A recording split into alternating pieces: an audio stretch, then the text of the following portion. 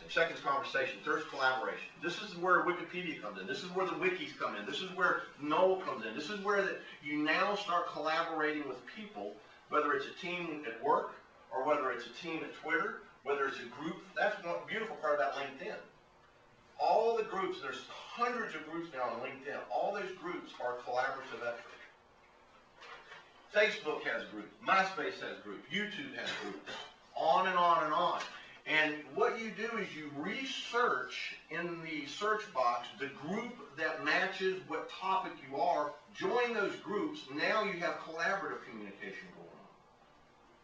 Because now you've got, literally, Greg, you've got a way to be able to tap into hundreds and thousands of people in this group to be able to start a conversation with them so that you can then broadcast to them. Are you starting to see how this works? Because the critical thing is you want them to become part of your audience. That's how you drive traffic to your site, is to be able to hold a conversation, which then from there points to your broadcast. And what if you could do it all in one lump sum with a group? And see, that's critical. Because the more conversation that you have about your, what do you do, Alan, for me? I'm a host of real estate investing club. Real estate investment. The more that you can broadcast things out, the top 5 things made in real estate investment, how not to flip a house, the 3 biggest mistakes in flipping a house. These are the types of things that people will find valuable. Then you point to that broadcast, you converse about it with people, and then you get in a group and you have literally a gold mine. The 4th thing that people do, obviously, is multimedia. Multimedia. Not only is broadcasting, not only is conversation, not only is collaboration like Wiki again and the groups, but now it's multimedia. You cannot limit yourself to one way of communicating with people. Because there's 4 different personality types and each one communicates differently. It's the same thing on social media, because people on social media communicate as they do offline. How many people would prefer to read something than to see something? How many people would prefer to view a video than listen to an audio? How many people would prefer to talk face-to-face versus over the telephone? See, it's different for everybody. And on social media, Kirk, they bring those same skills to social media, and that's why that you have to have the video. Because 60%, in a recent survey, 60%, there's something that you really need to join if you have. It's called socialmediatoday.com. Socialmediatoday.com. It's a great site. Great site, yeah, I love it. Social Media Today did a recent survey, and they found out that over 60%, they got a ton of people on their site and as members, over 60% preferred video. Now, what happens if you've got the blog? What happens if you got the MP3 and you've got the Facebook pages and all that, but you're missing 60% of the way people prefer to communicate? That's why that you got to have a multimedia type of communication. And there's 3 different ways that you need to make sure that you do. You need to have a video, you need to have an MP3 podcast, and then obviously you need to have a blog of some type. Those are the 3 different ways that people, that's going to be 99% of all communication that you have. But 60%, according to Social Media Today, prefer video. Is that called a clue? How many people here prefer video? Let me see your hands. About half. Almost half. My wife prefers video. She refuses. She says, you read it. So let's do a little coaching here, because I want to make sure the first way that you can broadcast your message out, right?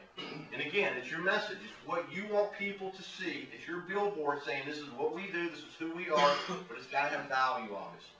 So that should become part of your platform, of your strategy that you do social media. It should become part of your blueprint. The second thing is what?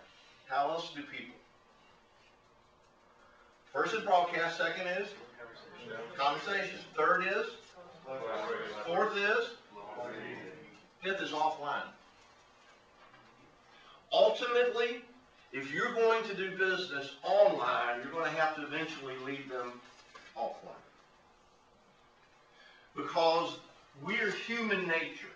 Most people will not spend a large sum of money with people consistently over time unless one of two things happen. Either they see testimonials and they know that they know that they know that they know that this thing's for real, you're for real, I'm for real, or they meet you offline. That's one of the reasons why. Let's see how this works. You got a broadcast, and you have just broadcasted the top 5 biggest mistakes made in what you do. And people like and love little known knowledge. How many people would agree with that? Knowledge that people just don't know about. Oh my gosh, this is valuable. So now you've got this great broadcast happening. Well, the second thing you do then is time for conversation, true? And then you start conversing on via Facebook, via the Twitter, via all the microblogging, and via all the other things. Well, then it's time to create a collaborative effort. Now you jump in groups, and you start. It's like shooting a fish in a barrel. If I told you the amount of traffic that our blog gets, you just laugh because it's so easy to do. And then you move from collaboration to multimedia. Now you're ready to go viral. You'll never really go viral until you have all the multimedia done. You may have things forwarded, but viral is where it just goes. And that's why you'll see on the front page of Dig and Delicious and Reddit, all 3 forms. You'll see text, you'll see audio, you'll see video.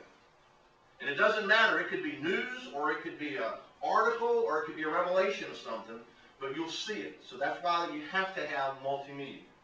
And then finally, once you have established that, Josh, once you have done the conversation, once you've created the broadcast scheduling, once you have created the collaboration where you've got now 3, 4, 5, 6, 8, 10 groups and literally hundreds of thousands of potential people to connect with, follow me? And then you set up your video, you set up your podcast, now you set up your blog.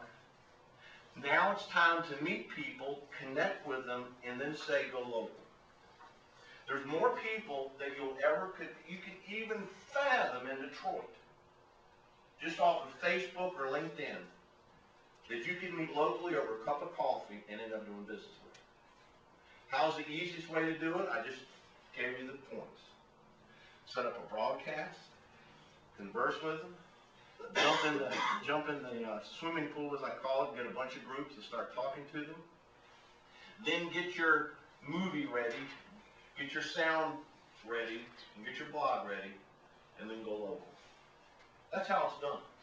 If you want to drive more business to your site, more traffic to your site, and literally more volume and create what you're looking for, traffic that people are looking for, what you got, then it takes those 5 points.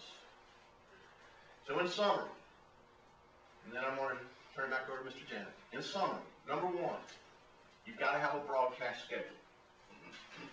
You've got to have something. What's your expertise, Ruben? If there was one thing that you knew you were really